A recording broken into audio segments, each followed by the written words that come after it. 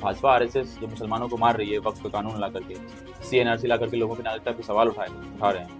किसी का लंबी दाढ़ी है उसको लेकर के मार दिया जा रहा है, टिफिन में क्या खाना है, फ्रिज में क्या खाना है, उसको लेकर के लिंचिंग कर दिया जा रहा है। सौरभ शर्मा ने जेएनयू के प्लेटफॉर्म से प्रेस रिलीज करके रिलीज किया कि जेएनयू दोषियों का अड्डा और उसको बंद करना है, शट डाउन जेएनयू कैंपेन चलाया।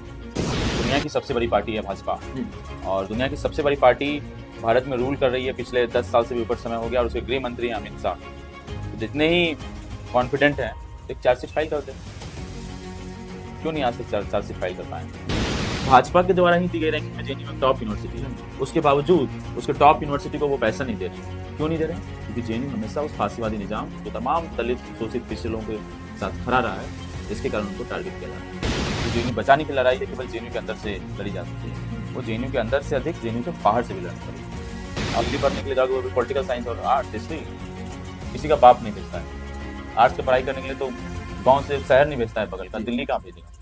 किसानों के लिए पॉलिसी बनाएंगे तो किसान से नहीं पूछेंगे, स्टूडेंट्स के लिए पॉलिसी बनाएंगे तो स्टूडेंट्स से नहीं पूछेंगे, मजदूरों के लिए पॉलिसी बनाएंगे तो मजदूर से नहीं पूछेंगे। तो ये चल क्या रहा है? पॉलिसी बना रहे हैं अडानी और अंबानी के लिए। स्टूडेंट्स यूनियन की सबसे बड़ी सफलता यदि कुछ है तो वो यही है कि 10 साल से भाजपा सरकार यहाँ हार रही है, और मैं एबीपी नहीं बोलूंगा, भाजपा हार रही है इस यहाँ पर, कि भाजपा का ही फुट सोल्जर एबीपी है। तो इतना भाजपा आरएसएस फांसीवादी निजाम का टेम्परेचर हाई जाएगा, उतना ही वामपंथ का उदय जो है।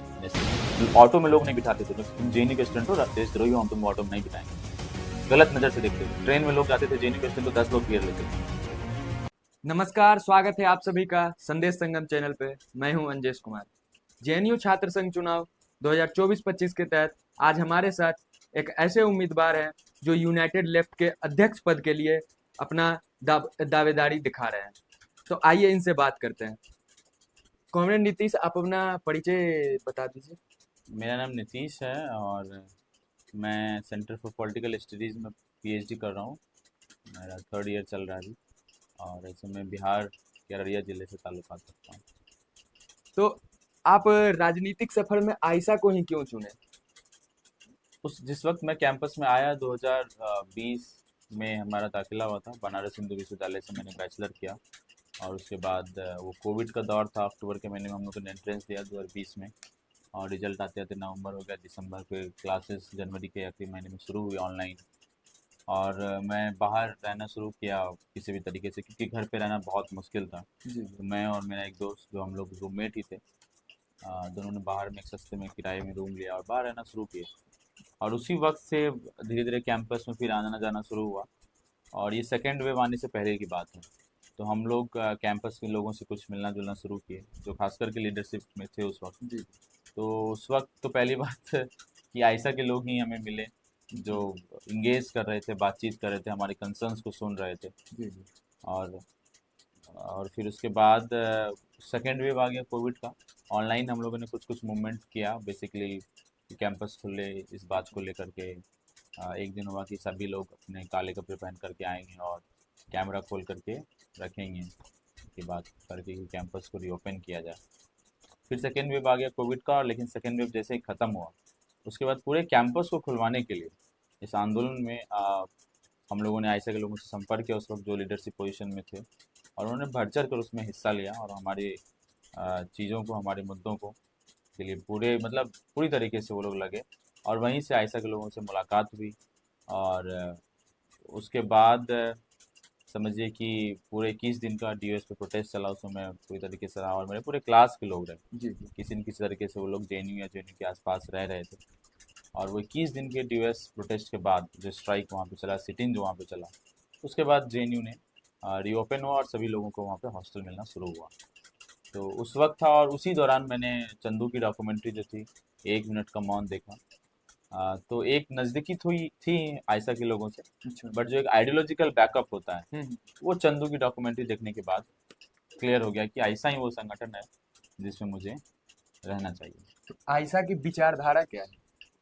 आयशा की विचारधारा वही विचारधारा है जो हम बोलते हैं कि नए भारत के वास्ते और भगत सिंह और अम्बेडकर के वास्ते। अच्छा। तो भगत सिंह की जो विचारधारा है, अम्बेडकर की जो विचारधारा है, उसके तहत एक समतामूलक समाज बनाने के लिए, एक कास्टलेस समाज बनाने के लिए, जहाँ पे जाति उत्पीड़न नहीं हो, जहाँ पे तमाम लोगों को, चाहे वो राष्ट्रपति का बच्चा हो या मजदूर का बच्चा हो, एक साथ एक बेंच पर बैठ कर पढ़े, उसी छात्र राजनीति का नाम आयशा की राजनीति है। और आयशा की राजनीति देश भर में 1990 के दशक में जब 9 अगस्त 1990 को इलाहाबाद में इसकी स्थापना हुई थी, इलाहाबाद विश्वविद्यालय से, जी जी। एक नया पॉलिटिक्स में, स्टूडेंट पॉलिटिक्स में एक इंटरवेंशन कि स्टूडेंट पॉलिटिक्स का मतलब केवल नल जल कल की लड़ाई नहीं है, यूनिवर्सिटी के पंखे चल रहे हैं कि नहीं चल रहे हैं। वो लड़ाई जब तक समाज, जो लार्जर एक सोसाइटी है, उससे कनेक्ट नहीं होगा, उस सिविल सोसाइटी से कनेक्ट नहीं होगा, तो फिर स्टूडेंट पॉलिटिक्स का मतलब नहीं है। और उसके बतौर वो समझिए वो एक दौर था जहाँ पे सांप्रदायिकता अपनी चरम पर थी। बाबरी मस्जिद का जो एक पूरा डिमोलिशन का दौर चलाया था कम्युनल फोर्सेस के द्वारा, आयशा पूरे उत्तर प्रदेश में इस कैंपेन के साथ उतरता है कि दंगे नहीं रोजगार चाहिए, और वो कैंपेन ज़बरदस्त हिट होता है। और आयशा जो पूरे के पूरे उत्तर भारत की राजनीति में, जहाँ पे सांप्रदायिकता या वामपंथ की राजनीति को एक बहुत ही गलत दृष्टि से देखा जाता था, वहाँ आयशा अपने आप को स्थापित करता है और उस सांप्रदायिकता को चीरते फाड़ते हुए वामपंथ की राजनीति को नए लोगों के बीच में लेकर के जाता है। यूनाइटेड लेफ्ट आपको अध्यक्ष पद का उम्मीदवार बनाया है, इसमें आपकी सबसे बड़ी योग्यता क्या है? योग्यता देखिए, कैंपस मैं क्या ही बोलूँ कि मेरी क्या योग्यता है। संगठन की ये कलेक्टिव कॉल होता है कि उसे किससे चुनाव लड़ाना होता है, और जितने भी संगठन के हमारे हर लोग हर दिन जितनी मेहनत किए, हर एक एक्टिविस्ट जितना मेहनत किए, और सारे लोग कलेक्टिव रूप से डिसीजन लिए कि मुझे ये जिम्मेदारी मिलनी चाहिए। मैं बतौर सेक्रेटरी था संगठन में, जी जी। और उसके बाद मुझे बोला गया कि आप इसकी जिम्मेदारी लीजिए। तो और हमारे संगठन में ना ही कोई ये डिसाइड करता है कि किसको चुनाव लड़ना है, और ना ही ये डिसाइड करता है कि किसको चुनाव नहीं लड़ना है। यदि संगठन ने कलेक्टिव डिसीजन लिया है किसी व्यक्ति को कि आपको चुनाव लड़ना है, तो उसकी मर्जी के बिना भी वो चुनाव उसको लड़ना पड़ता है। और यदि किसी को लड़ने का मन है और संगठन ने डिसीजन लिया है कि आप नहीं लड़ना है, तो उसको नहीं लड़ना होता है। जैसे अक्सर जेएनयू में विचारधारा की संघर्ष देखा जाता है, right wing versus left wing, तो आज के समय में ये कैसे आप देखते हैं इन चीज़ों को? विचारधारा की लड़ाई अभी भी है इस कैंपस में। जिस तरीके से 2016 से समझिए 2014 में मुझसे जीत करके आई, और 16 में मामीडाला जगदीश कुमार वाइस चांसलर बने, उसके बाद से, और 15-16 का ही समय था जहाँ पे पहली बार जो है एबीवीपी का ज्वाइंट सेक्रेटरी सौरभ शर्मा वो जीत करके आता है यूनियन में एज ए ज्वाइंट सेक्रेटरी के पद पे। और उसमें आज 2 आयशा के ही पद होते हैं और एक कन्हैया जीतते हैं। तो ज्वाइंट सेक्रेटरी के पद पे आने के बाद सौरभ शर्मा ने जेएनयू के प्लेटफॉर्म से प्रेस रिलीज करके रिलीज किया कि जेएनयू दोषियों का अड्डा और इसको बंद कर देना चाहिए, शट डाउन जेएनयू कैंपेन चलाया। और उसी चीज़ को रोकने के लिए इस कैंपस में, कि जब जेएनयू का स्टूडेंट बाहर निकल रहा था और पूरे देश भर में मीडिया ने ट्रायल चलाया, जेएनयू इतने सारे 1000 एकड़ में है, अब तो मॉल बना देना चाहिए, इसको बंद कर देना चाहिए। हर रोज पता नहीं क्यों गेट के बाहर हिंदू वाहिनी, कभी बजरंग दल, कभी भाजपा के लोग, तमाम ये जो दक्षिणपंथी संगठन वो बाहर आके प्रोटेस्ट करते थे, और मीडिया ट्रायल चला पूरे जेएनयू के स्टूडेंट पे, जेएनयू के उमर खालिद पे, तमाम बहुत सारे छात्र थे उस वक्त के जेएनयू के ऑफिस बेरर्स पे भी चला, तमाम जो ऑफिस बेरर्स थे, कन्हैया, रामानागा, तमाम लोगों पे चले। लेकिन उस टाइम तो पूरे न्यूज में ये भी फैला था कि साबरमती जो है, साबरमती के लोन से यहाँ पे देश के विरोध में नारा लगे थे। ये बहुत बहुत वाजिब सवाल है ना। मैं अभी तो बोलता हूँ 2016 हो गया, आज 2025 है, 9 साल हो गए हैं।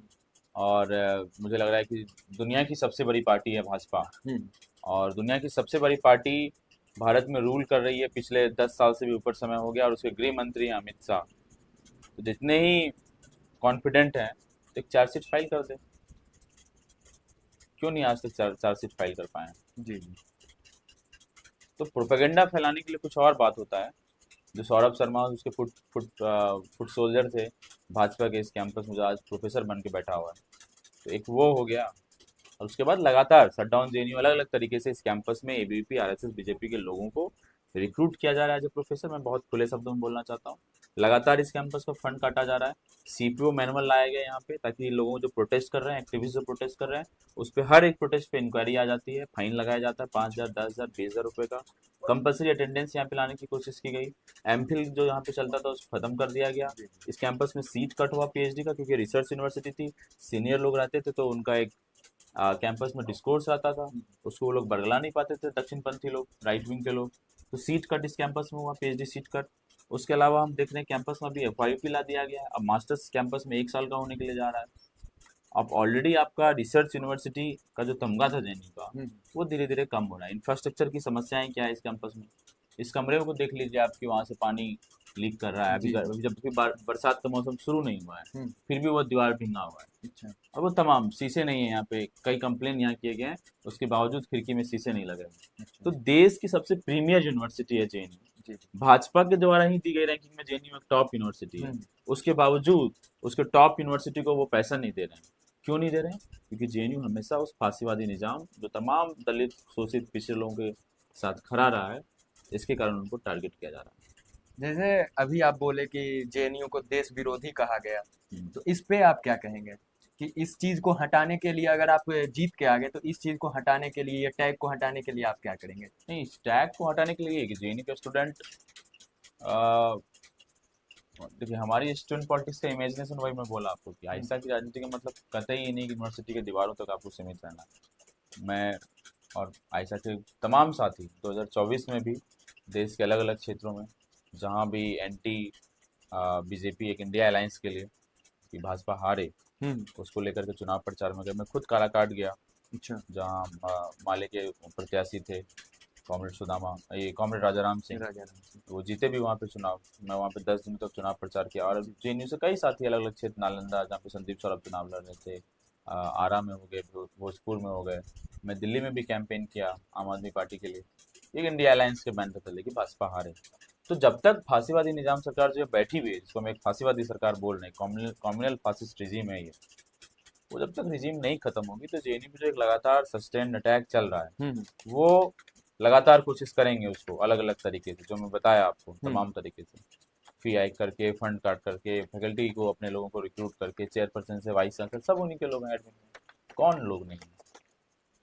तो इस तरीके से जेएनयू को अंदर से खोखला करने की कोशिश कर रहे हैं। तो हम ये कतई नहीं समझते कि जेएनयू स्टूडेंट्स यूनियन का जो इमेजिनेशन है वो, और जो जेएनयू बचाने की लड़ाई है, केवल जेएनयू के अंदर से लड़ी जा सकती है। वो जेएनयू के अंदर से अधिक जेएनयू से बाहर से भी लड़नी पड़ेगी।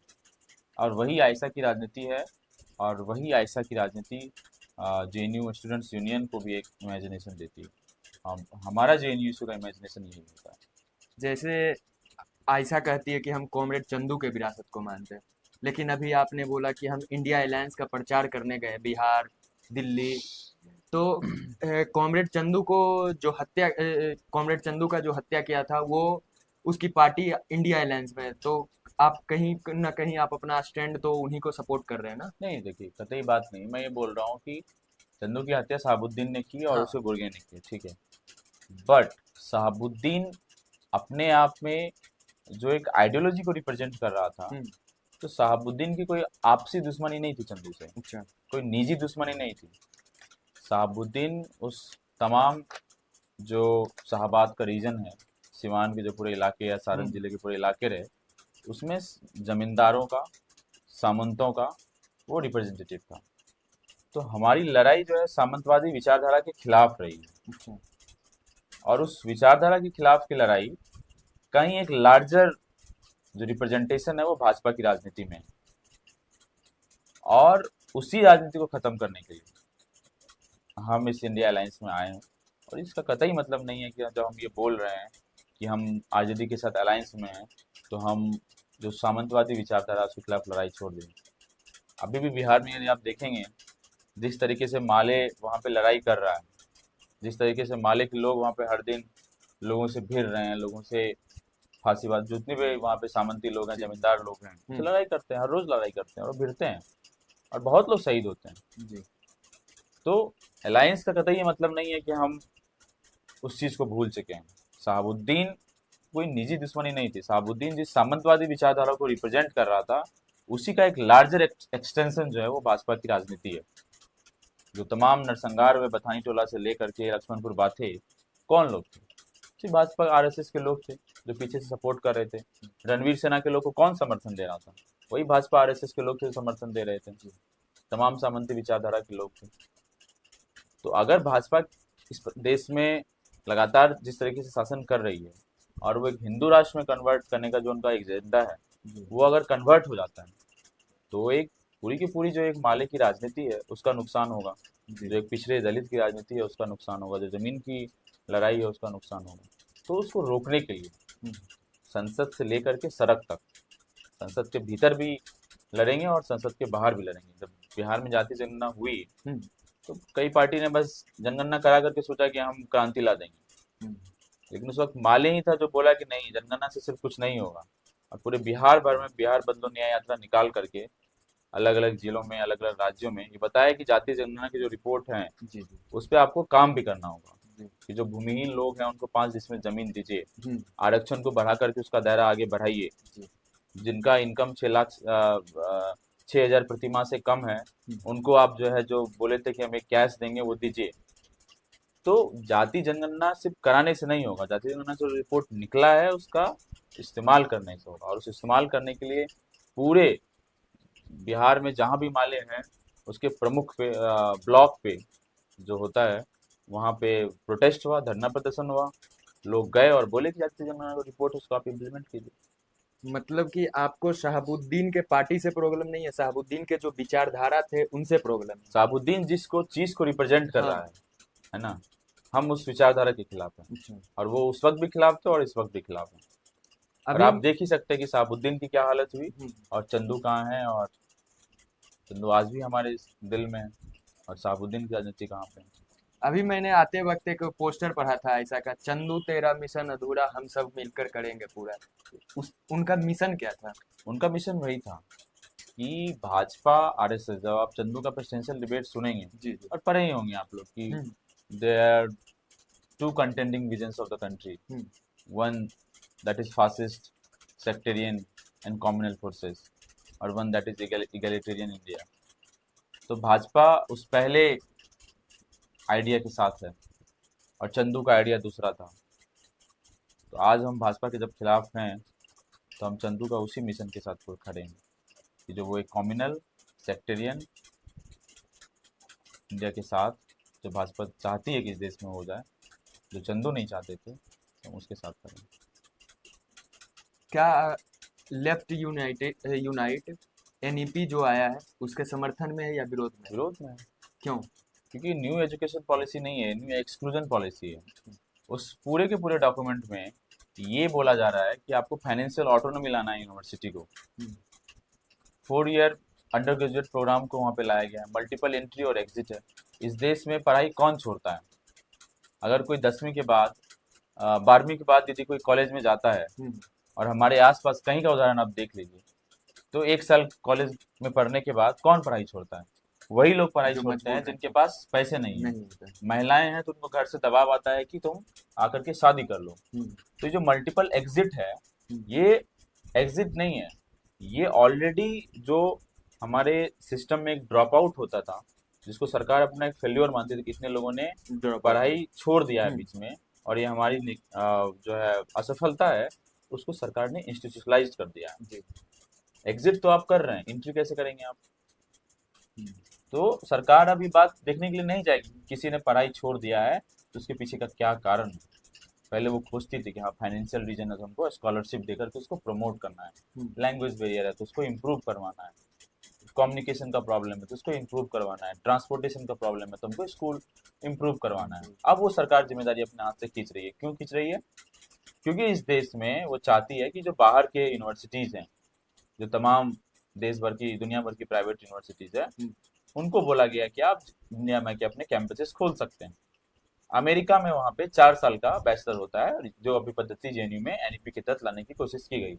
जेएनयू नहीं, पूरे देश भर बनाने की कोशिश की गई कि आपका 4 साल का बैचलर होगा। अमेरिका की शिक्षा नीति अपने अकॉर्डिंग बनती है, हमारी नीति अपने अकॉर्डिंग बनती है।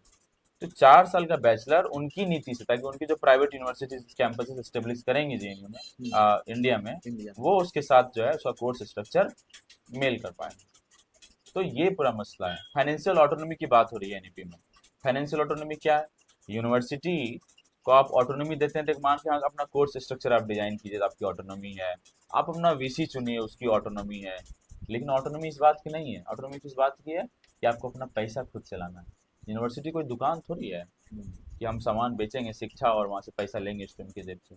शिक्षा एक मूलभूत चीज है जो सरकार की जिम्मेदारी है लोगों को देना। तो यदि फाइनेंशियल ऑटोनॉमी की बात करते हैं कि यूनिवर्सिटी को चलाने के लिए सरकार पैसे नहीं दे करके यूनिवर्सिटी अपना पैसा खुद से जनरेट करेगी, तो वो कहाँ से आएगा? विद्यार्थियों के जेब से आएगा। फी हाइक होगा कैंपस में। तो जेएनयू जो आज 268 रुपये में पढ़ाई कर पा रहा है, या 1100-1200 रुपये पर सेमेस्टर में हम हॉस्टल में रह पा रहे हैं, वो नहीं हो पाएगा। स्टूडेंट को 60,000 पर सेमेस्टर देना पड़ता है यदि फी हाइक हो गया होता तो इस कैंपस का 70 से 80% स्टूडेंट नहीं सक्षम होता है पढ़ाई करने के लिए। तो कहाँ लोग भेजते हैं? 12वीं तक पढ़ाई होती है, हो गया बेटा बैचलर कर लो मेरे घर से ही। बाहर क्यों जाओगे? दिल्ली पढ़ने के लिए जाओगे, वो भी पॉलिटिकल साइंस और आर्ट्स हिस्ट्री। किसी का बाप नहीं भेजता है आर्ट्स की पढ़ाई करने के लिए, तो गांव से शहर नहीं भेजता है बगल का, दिल्ली कहाँ भेजेगा? वो इसीलिए संभव हो पाता है क्योंकि घर में बर्डन नहीं है पैसा भेजने का। बाप कोई दिक्कत नहीं है कि हमको 6 महीना महीना के आखिरी में अपने बच्चे को पैसा भेजना है। इस कैंपस में एमसीएम मिलता था, अभी भी मिलता है 2,000। मेस बिल आज 3,000 3,500 हो गया, लेकिन एमसीएम 2,000 पे ही अटका हुआ। पिछले चुनाव में हमने इस बात को उठाया कि एमसीएम बढ़ के 5,000 होना चाहिए। एडमिनिस्ट्रेशन को 16 दिन के भूख हड़ताल के बाद ये बात मानना पड़ा, और मैं, धनंजय और बहुत सारे हमारे साथी भूख हड़ताल पर बैठे। 16वें दिन के भूख हड़ताल में एडमिनिस्ट्रेशन ने लेटर रिलीज किया कि स्टूडेंट्स भूख हड़ताल पर बैठे हुए हैं, और एमसीएम जो इस कैंपस को 2,000 मिलता है वो बढ़ के 5,000 होना चाहिए, और हमारा फंड आप इंक्रीज करेंगे। यदि 6 करोड़ रुपए सालाना जेएनयू को मिलेगा और तो एमसीएम बढ़ के 2,000 से 5,000 हो सकता है। देश की सबसे बड़ी दुनिया की सबसे बड़ी अर्थव्यवस्था का ढिंडोरा पीटते हैं हमारे प्रधानमंत्री जी, लेकिन अपने ही द्वारा जारी की हुई रैंकिंग में जेएनयू में वो 6 करोड़ रुपए नहीं दे सकते हैं, ताकि स्टूडेंट्स जो देश दुनिया से यहाँ पढ़ने आते हैं, गांव घर से पढ़ने आते हैं, दलित पिछड़े समाज से पढ़ने आते हैं, उनको मेस बिल के लिए अपने घर पे फ़ोन नहीं करना पड़ेगा। ये कॉन्फिडेंस यदि आप किसी एक भोजपुर के आए हुए गांव से लड़के को देते हैं, ये कॉन्फिडेंस यदि आप तमिलनाडु के गांव से आए हुए किसी लड़के को देते हैं, या जम्मू कश्मीर से आए किसी महिला को देते हैं कि उसको मेस बिल के लिए अपने घर को फ़ोन नहीं करना पड़ेगा और बहुत कॉन्फिडेंट होकर के वो पढ़ाई कर पाएंगे, तो देश के प्रधानमंत्री के लिए फख्र की बात होगी। लेकिन वो 6 करोड़ रुपए इस कैंपस के स्टूडेंट्स को वो कॉन्फिडेंस नहीं दे पा रहा। लेफ्ट एक नारा लगाती हमें चाहिए आज़ादी, लेकिन आज जेएनयू के छात्र कहते हैं कि हमें आज़ादी नहीं प्लेसमेंट चाहिए। तो प्लेसमेंट के लिए आप क्या करने वाले हैं? बिल्कुल, देश में ओवरऑल आप देखिए कि रोजगार की कितनी दिक्कत है। जी। मान के चलिए ये एक रिसर्च यूनिवर्सिटी है ना? रिसर्च यूनिवर्सिटी में हम रिसर्च करते हैं, पीएचडी करते हैं। अभी तो नए नए स्कूल्स खोले गए हैं, स्कूल ऑफ इंजीनियरिंग है, एमबीए भी खोल दिया गया है। जब ये स्कूल खुल रहे थे उस वक्त भी हम लोगों ने यही बोला था, मैं तो नहीं था बट जो लेफ्ट उस वक्त के लोग थे, पहले आप इंफ्रास्ट्रक्चर डेवलप कीजिए। कि एसओई की अभी तक अपनी बिल्डिंग नहीं बनी जी। और आज समझिए 5वां या 6ठा साल है। हम्म। हर साल जेएनयू पूरे देश भर के साथ ये सोचते हैं कि जेएनयू एक बेहतरीन यूनिवर्सिटी है, टॉप यूनिवर्सिटी है, उसके नाम पे वो एसओई में दाखिला ले लेते हैं, और इस कारण से जब वहाँ पे आते हैं उनको इंफ्रास्ट्रक्चर देते हैं तो इतना डिसअपॉइंट होते हैं। कई सारे लोग एनआईटी छोड़ करके यहाँ पे एडमिशन लेते हैं। आपके पास कोई इंफ्रास्ट्रक्चर नहीं है, कोई अच्छी फैकल्टी नहीं है, कोई प्लेसमेंट का कोई जुगाड़ नहीं है, और आपने एक नया स्कूल खोल दिया है। क्यों खोल दिया है? क्योंकि आपको स्कूल ऑफ इंजीनियरिंग से जो एबीवीपी यहाँ पे चुनाव हर साल हार रहा है, ऐसे ही बना के आपको चुनाव जितवाना है। अब जाकर के सरकार की नींद खुली है और वो एसओई की बिल्डिंग बनाना शुरू किया। वो भी जब भूख हड़ताल शुरू हुआ तो उसके 5वें दिन उसका इनोग्रेशन शुरू होता है, क्योंकि उनको लगा कि भूख हड़ताल एक बड़ा मूवमेंट हो चुका है, दबाव पड़ जाएगा, तो हम इनोग्रेशन शुरू कर दिए, पत्थर पत्थर तोड़ना शुरू कर दिए जेसीबी ला करके। अच्छा। तो प्लेसमेंट हो, बिल्कुल हो, इसमें कोई दिक्कत नहीं है, लेकिन देश में नौकरी की हालत क्या है? सरकारी नौकरी कहीं पे है नहीं, प्राइवेट सेक्टर का पूरा श्रिंकिंग हो रहा है जॉब। तो जेएनयू में आप असिस्टेंट प्रोफेसर जो यूजीसी इतनी सारी वैकेंसीज है प्रोफेसर की, हर जगह वैकेंसीज खाली है, भरिए ना। कौन रोक रहा है? क्या लेफ्ट के लोग रोक रहे हैं आपको? क्या ऐसा ने रोका है कि कैंपस में वैकेंसी नहीं होगा? क्या ऐसा ने बोला था कि आपको स्कूल ऑफ इंजीनियरिंग बनाने से पहले 2 बस पोर्टिको बना दीजिए और लोगों को वहाँ पे ठूस दीजिए रहने के लिए? तो ये दिक्कत है सरकार की कि वो स्टूडेंट्स के हित के लिए काम नहीं कर रहे हैं। नागपुर के शाखा कार्यालय में क्या होगा उसकी भलाई के लिए अपना काम करते हैं। ये मसला है सर। किसानों के लिए पॉलिसी बनाएंगे तो किसान से नहीं पूछेंगे, स्टूडेंट्स के लिए पॉलिसी बनाएंगे तो स्टूडेंट्स से नहीं पूछेंगे, मजदूरों के लिए पॉलिसी बनाएंगे तो मजदूर से नहीं पूछेंगे।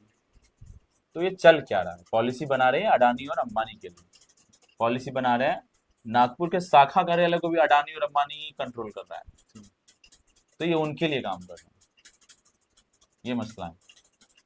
जैसे जेएनयू में अक्सर लेफ्ट चुन के आती है, तो यहाँ के छात्र या एबीवीपी के लोग ही कहते हैं कि लेफ्ट हमेशा दुनियादारी की बात करता है लेकिन कैंपस के मुद्दों को नहीं उठाता है। तो कैंपस का मुद्दा कोई ऐसा थोड़ी कि दुनिया के मुद्दों से अलग है। अगर जेएनयू में इंफ्रास्ट्रक्चर की कमी है तो हमें ये बताए कि सरकार इंफ्रास्ट्रक्चर की कमी क्यों है। इंफ्रास्ट्रक्चर की कमी इसीलिए है क्योंकि फंड नहीं आ रहा है। फंड कौन देती है? तो भाजपा सरकार देती है, शिक्षा मंत्रालय से फंड आता है। तो हम क्या बोलेंगे? यहाँ पे केवल वाइस चांसलर डीओएस ऑफिस के बाहर प्रोटेस्ट करते रहेंगे, या जो हमारे ऑफिस स्टाफ है हम उसका कॉलर पकड़ेंगे? क्योंकि एबीपी यही करता है कि वो किसी एक नॉर्मल ऑफिस स्टाफ को कॉलर पकड़ देगा, बोले तुम हमारा पंखा कहना ठीक कराया। अरे भैया फंड ही नहीं है, फंड तो आपकी सरकार देती है। शिक्षा का बजट का क्या हाल है? 2014 वगैरह में जब मैं 9वीं 10वीं में पढ़ता था तो उस वक्त बड़ा मोदी जी का स्पीच जो है वायरल हुआ था, अभी भी मेरे दिमाग में याद है। 10 साल हो गया, 11 साल हो गया, याद है अभी मुझे। वो बोलते थे कि चाइना का बजट जीडीपी इतना रुपया खर्च करता है और जब हम सरकार में आएंगे तो हम भी इतना खर्च करेंगे, 6%, 10%, इतना परसेंट। अभी कितना परसेंट खर्च हो रहा है बताएं? कितना बजट आप दे रहे हैं शिक्षा को? लगातार कटौती हो रही है। अगर नहीं भी कटौती हो रही है तो आप डाइवर्ट कर रहे हैं फंड को, जहाँ खर्च करना है वहाँ नहीं खर्च, कहीं और खर्च कर रहे हैं। कहाँ खर्च कर रहे हैं? तो इंडिक नॉलेज सिस्टम बना रहे हैं, इस्कॉन का प्रोग्राम करा रहे हैं। यहाँ पे सारा आईसीसी एसएसआर का जितना फंड आता है पिछले कई सालों में आप देखेंगे, यदि आप एक प्रोग्रेसिव आउटलुक का कोई कॉन्फ्रेंस सेमिनार करवाना चाहेंगे तो आप नहीं करवा पाएंगे, आपको फंड ही नहीं मिलेगा। फंड किस पे मिलेगा? तो आपको उसको जोड़ना होगा इंडिक नॉलेज सिस्टम से, आपको उसको जोड़ना होगा भारत अपने 75वें वर्ष में वो बना रहा है आज़ादी के अमृत महोत्सव। तो उसमें रैशनैलिटी का कोई स्थान नहीं बच रहा है। बच क्या रहा है? भाजपा आरएसएस का एजेंडा, और यूनिवर्सिटी उसका घर बन गया है। जेएनयू को वो लगातार बनाने की कोशिश कर रहे हैं। और स्टूडेंट्स यूनियन की सबसे बड़ी सफलता यदि कुछ है तो वो यही है कि 10 साल से भाजपा सरकार यहाँ हार रही है। और मैं एबीपी नहीं बोलूँगा, भाजपा हार रही है इस कैंपस में, कि भाजपा का ही फुट सोल्जर एबीपी है। तो जेएनयू स्टूडेंट्स यूनियन का इलेक्शन जो है हर साल ये जवाब देने के लिए होता है कि आप पूरे देश भर में जो शिक्षा के खिलाफ एक आंदोलन छेड़े हुए हैं कि शिक्षा गरीबों के हाथ से निकल करके केवल अमीरों के हाथ की घंटी बन जाए, जेएनयू आपको इसी बात के लिए हर साल वोट करता है। ये मसला है। तो आपके हिसाब से 2024-25 के छात्र संघ चुनाव का क्या क्या मुद्दा होगा? मुद्दा वही है, इस कैंपस में लगातार फंड कटौती हो रही है, उसको मजबूत किया जाए, फंड कैंपस में वापस आए। लगातार इंफ्रास्ट्रक्चर में जो समस्याएं हैं, साइंस के जो लैब्स हैं वो लैब्स की हालत देखिए क्या है। लगातार मतलब वहाँ पे केमिकल्स नहीं है लोगों के पास, लेबोरेटरी में इंस्ट्रूमेंट्स नहीं है, कई कई इंस्ट्रूमेंट्स खाली रह जाते हैं। आप देखिए हमारे क्या हालत है यहाँ पे, हॉस्टल्स की छतें गिरती हैं यहाँ पे, क्लासरूम्स में पंखे नहीं चलते हैं। ऐसे इतना बड़ा स्कूल है, एक डेडिकेटेड पीएचडी रीडिंग रूम नहीं है वहाँ पे, लाइब्रेरी में सीटें के लिए मारामारी होती है। क्यों नहीं आप बना रहे? एक नया खोल दीजिए आप 1000 सीटर का, सभी लोग जाके पढ़ाई करेंगे, क्या दिक्कत है उसमें? कोई दिक्कत है? नहीं। यही मुद्दा है इस बार के चुनाव का।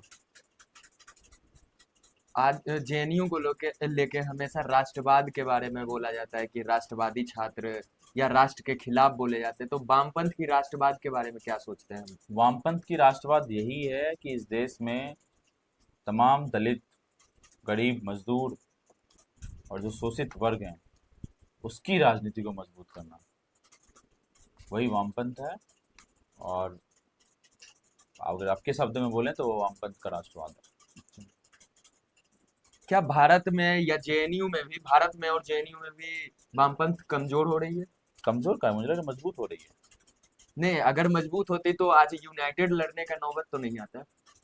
कहाँ यूनाइटेड? आप देखिए कि इस कैंपस में आ, मतलब इस तरीके से बोल सकते हैं कि यूनाइटेड संगठन के बतौर यूनाइटेड हो रहे हैं, लेकिन विचारधारा के बदौलत तो एक ही है।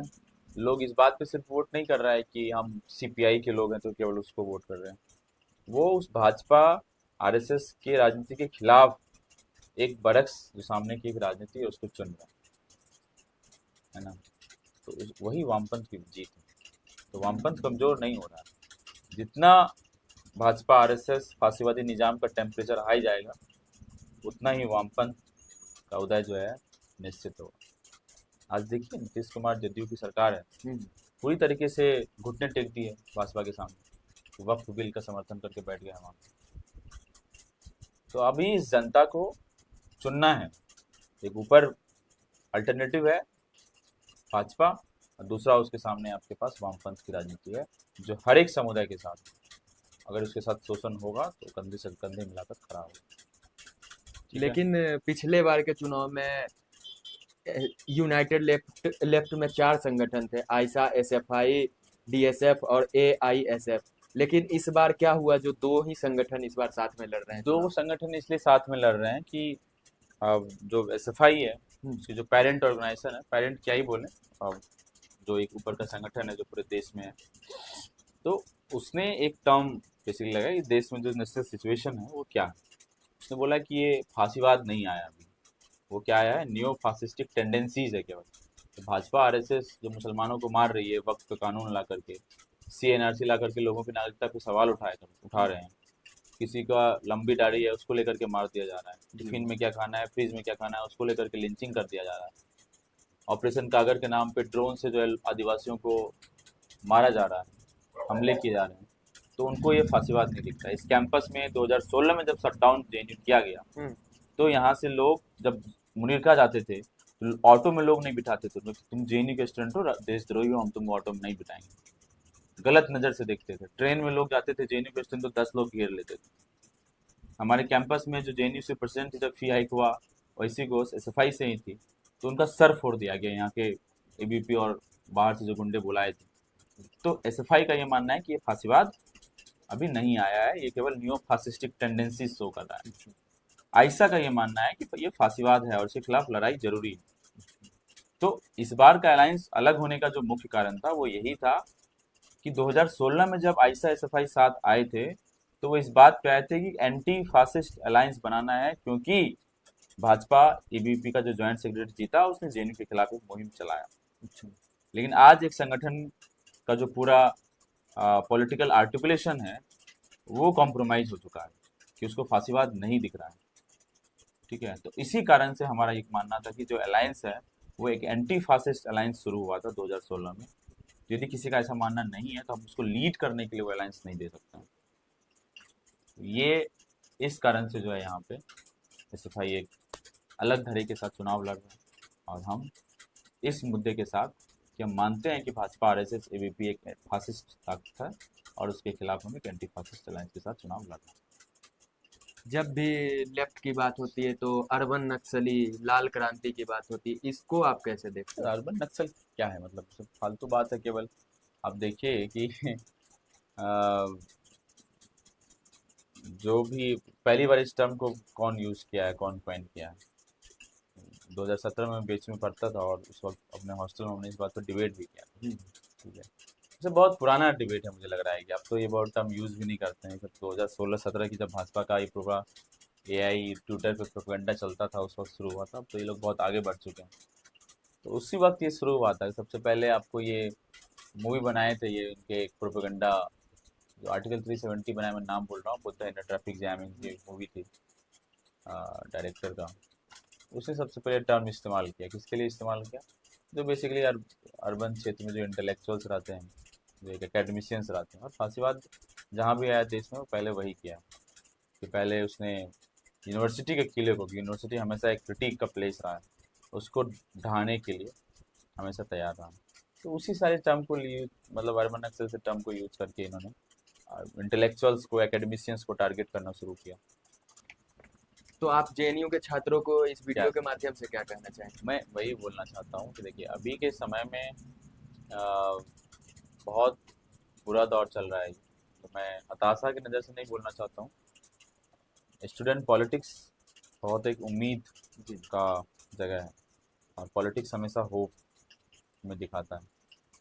तमाम ताकतों के बावजूद जितनी भी वो कोशिश कर सकते हैं, जेएनयू कभी झुका नहीं है और आगे भी नहीं झुकेगा। और जो बाबा साहेब हमेशा बोलते हैं कि एजुकेट, एजुकेट, ऑर्गेनाइज, तो हमें पढ़ाई भी करना है, लगन से पढ़ाई करना है, सब लोगों को पढ़ाई करना है, क्योंकि हम लोग पहले पढ़ाई करने आए। स्टूडेंट्स रहेंगे तभी स्टूडेंट पॉलिटिक्स हो पाएगा। तो एजुकेट भी करना है अपने आप को और एजिटेट भी करना है, और ऑर्गेनाइज भी रहना है।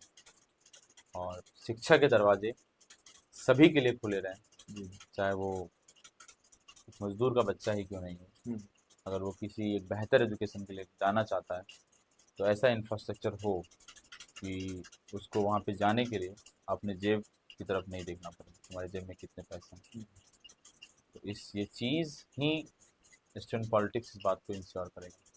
और ऐसी ही स्टूडेंट पॉलिटिक्स जो है तमाम कठिनाइयों के बावजूद एक उम्मीद की नज़र से हमें आगे रास्ता दिखाएगी। इस बातचीत को यहीं पे खत्म करते हैं। और भी जेएनयू चुनाव के वीडियो को देखना है तो संदेश संगम चैनल को सब्सक्राइब कर लें। धन्यवाद।